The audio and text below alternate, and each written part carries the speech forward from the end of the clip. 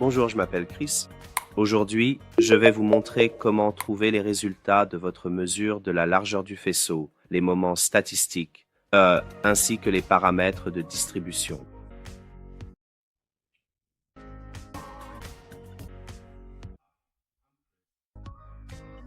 Bonjour.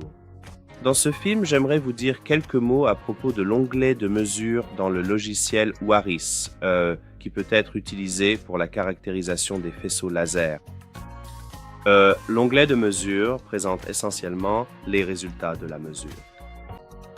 Si la mesure est valide, donc si l'intensité n'est ni trop faible ni trop élevée, ou si votre faisceau n'est pas trop proche du bord du détecteur, alors le logiciel effectuera des calculs pour vous fournir les valeurs définissant, par exemple, la largeur du faisceau. Dans le logiciel, nous proposons quelques types de paramètres définissant la largeur du faisceau.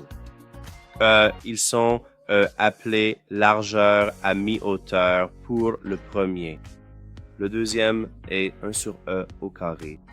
Le troisième est 1 sur E et le dernier concerne 4 sigma.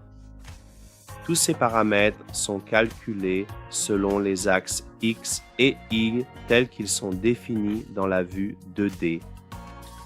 De plus, si vous utilisez la mesure de faisceau elliptique, le paramètre epsilon sera également calculé. Epsilon est défini comme le rapport entre les axes.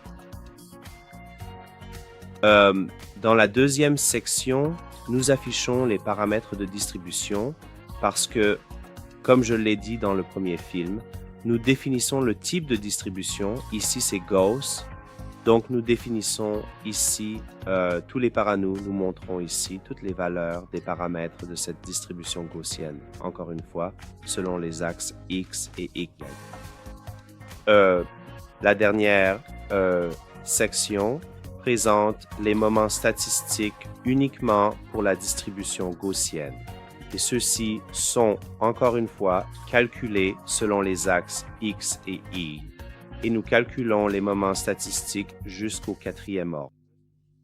Merci beaucoup d'avoir regardé et permettez-moi de vous inviter à consulter les prochains films